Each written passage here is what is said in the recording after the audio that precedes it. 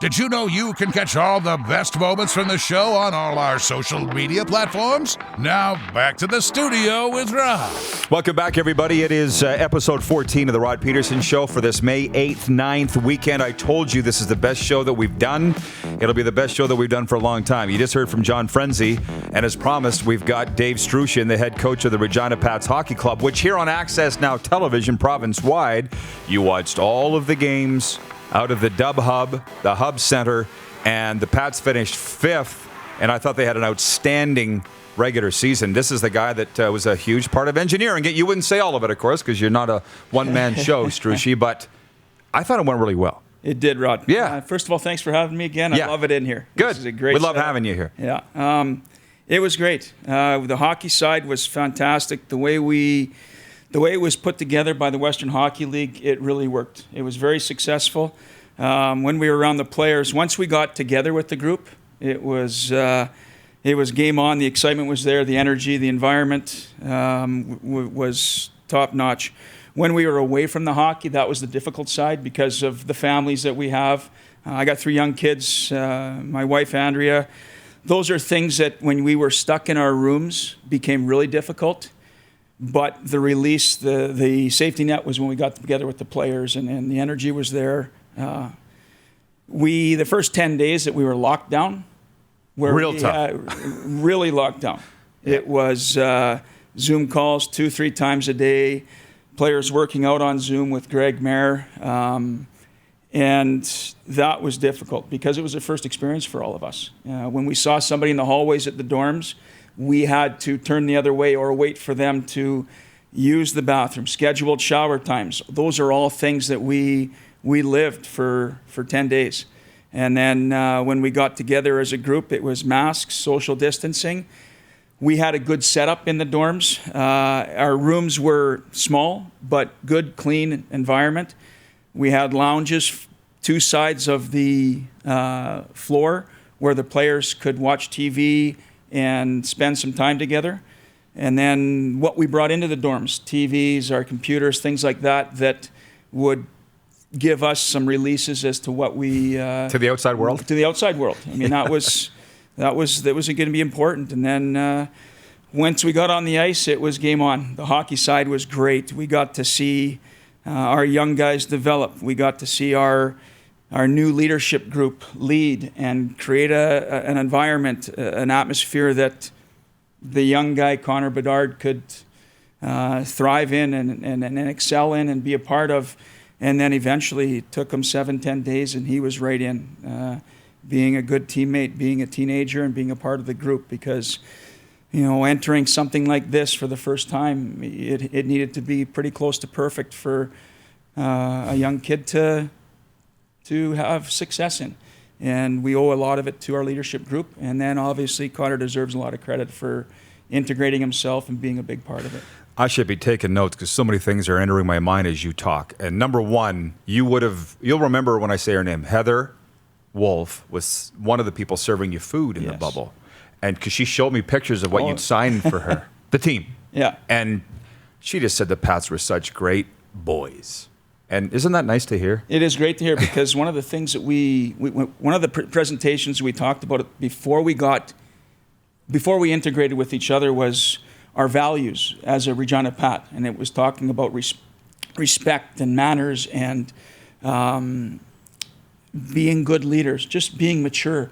And they actually were just as respectful. So the friendship that we grew between both them, the servers, the caterers, and our players, you could see it after the first 10, 15 days. It was a relationship. It was a relationship. And that's a big part of it. I mean, building those relationships where you can, trust each other and communicate with each other, it made it a lot easier to be able to go down to that classroom, have conversations with them. And I think that went, like I said, it went both ways. So we thank them immensely for what they gave to us, the friendships we gained from it. And our players, like you said, they were fantastic. And by the way, it was every team. The Winnipeg Ice walked around and tossed hats to all the arena staff. You probably knew. Nice hats, by the way. I feel guilty wearing it, but they're nice hats. But the other thing, listen, it's not just about Bedard, and I'm afraid this is going, not your fault. Everybody wants to talk about Bedard. I want to talk about Logan Nyhoff. And my point is, this is going by way too fast for me. Yeah.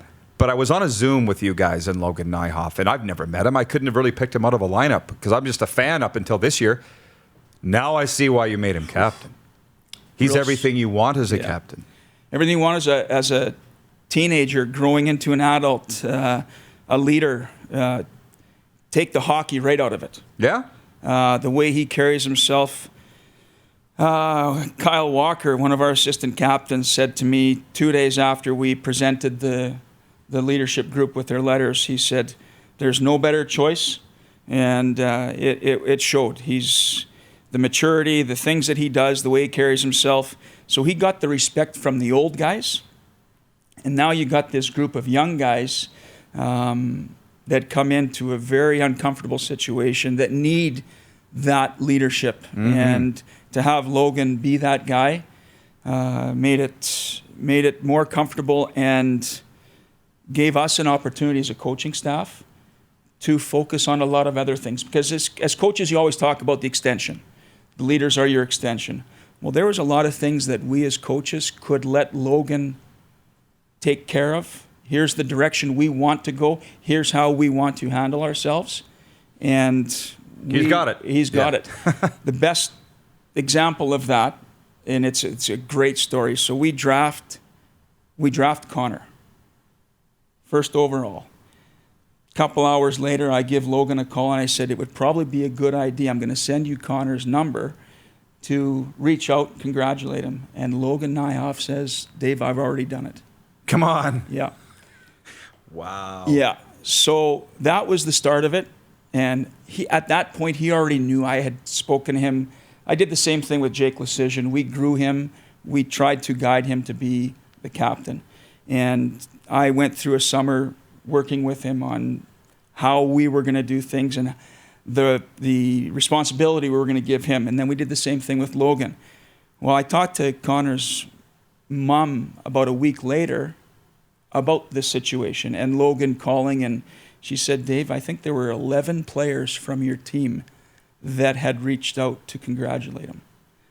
So that was the start of something special for sure. And that's a leadership group that we as coaches, as anybody that's the boss and owner, want to have a part of your organization. So Logan's done a tremendous job.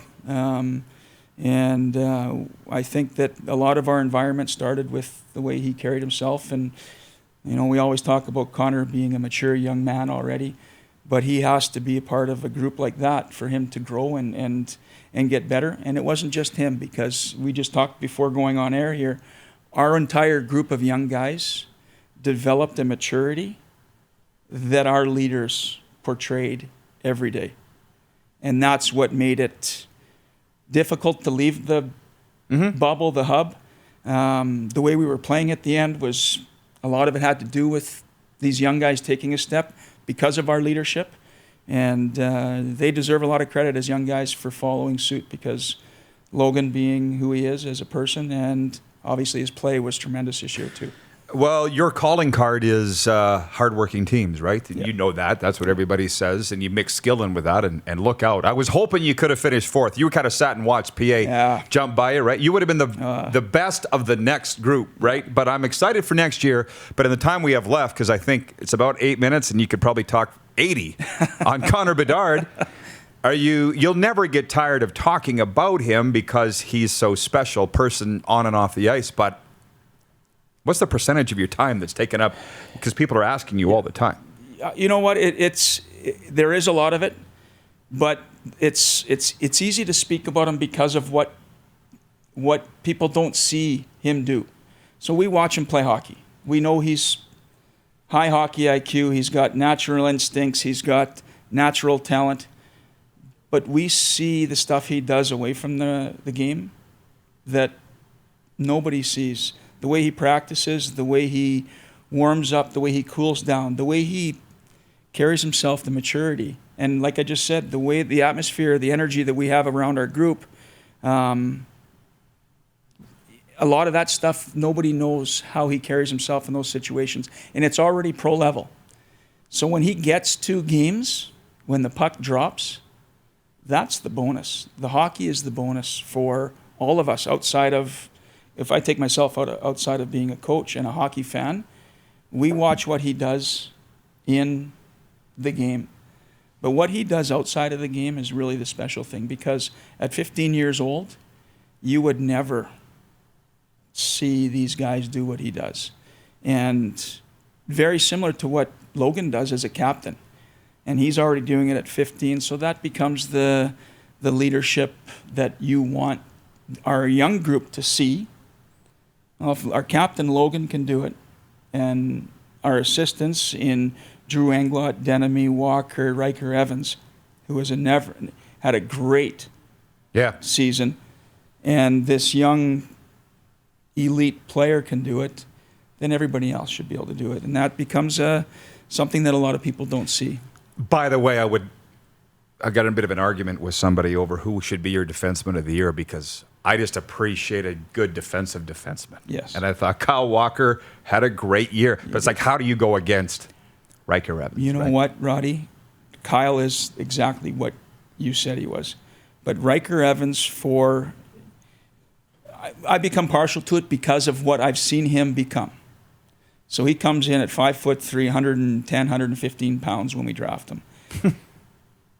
He plays with lots of courage at 5'3", 110, 115 pounds. What he's grown into as a man, the way he's trained in the off season, yes, the height is a lot of it. That's out of his control. So he gains some height, but the way he works in the off season, the strength he put on, the muscle, the fitness level that he has done within his control is remarkable. He leaves after his first year, and he had a shot that he took from the blue line as hard as he could. And by the time it got to the paint of the crease, it was hitting the ice. You could time it? Yeah. It was awful. Yeah. Like dog shit awful. Yep. That summer, he gets one of the shooting pads, puts it 60 feet away in his backyard with the net, and shot pucks all summer long. On top of training and getting stronger and all that kind of stuff, came back and can run our power play. And he is very well. And he's doing a great job. Yes. But now you add his ability to skate. So you've taken his commitment, his desire, his drive to get better, get stronger. His skating is fantastic. He's already got that. But because of his courage and his hockey IQ, he's able to play defensive hockey the right way, which allows him to get the puck. And if he loses a battle, because of the way he has worked and the way he skates, he can recover.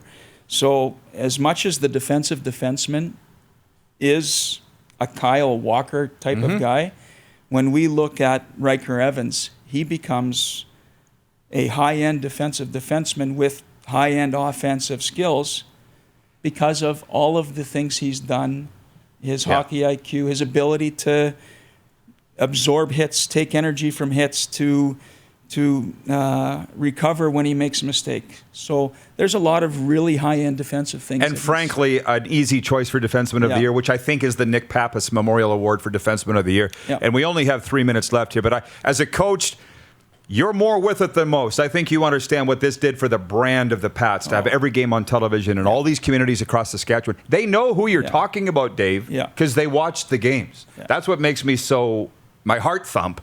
For where the team's going. But we only have 2.5 minutes left, so I want to ask you about Bedard. And this is just from my brother. We watched the Canada-Sweden game the other night when he scored 3. And my brother said, okay, does he naturally have this? Has it been pounded into him by a skills development coach or his parents? What's your answer to his skills? Comes from a great family. He works on his shot daily in his backyard. He has desire and drive, and hockey players have it. This kid has got a commitment, a compete, a preparation, I think, that is what makes him elite. When you take that natural talent, that natural drive, and you add the compete, the will, the want, what is your want? And you can ask him that, and it's plain and simple. I want to play in the NHL, and I want to be the best. That's it in a nutshell. And like I said, the way he carries himself is the most important thing I think that anybody that has that talent needs. And he wants it bad. We've seen it. We saw it last night. We saw it the game against the Czechs. At 15, it's a maturity, and he's ahead of the game for sure. Well, and it's so special because when he scored the OT winner against Brandon in his last game, just to see the bench mob him, those are the extra things that you see, and it tells you what they think of him. And the same thing for Canada when he's in the corner going like this, and he's mobbed by his teammates. Yeah. They love him. They do. Great teammate. And that was one of the things I was telling Darren. One of the things I asked when I spoke to his mom and dad before I actually met him, Brad McEwen, who was a part of the interview process with him, and his old coach in West Van, what do you think makes him special? We see the hockey IQ, the skill level. What do you think makes him special? And they all said he was a great teammate. We had a chance to see that. You had a chance to see the way the players took to him, and it's important. Well, he always wants to deflect credit. He wants to deflect everything, which is not that common, right? Dave, I hope we can do this throughout the offseason because I think it's important for the Pats, but I also know you'll be going to Waskesiu before too long, right? Well, as soon as school's done. Yeah, exactly. Good to see you. Congrats on a fine year, and I can't wait till next year. Roddy, thanks very much. Great to be on the show. Bet. The head coach of the Regina Pats, Dave Struch, joining us here in the bunker. When we come back, the head coach of the University of Regina Rams football program, Mark McConkey. You're watching the weekend edition of the RP Show on Access Now Television. You're watching Rod Pedersen On Demand. For more of the Rod Pedersen Show, visit rodpedersen.com or follow Rod Pedersen on social media.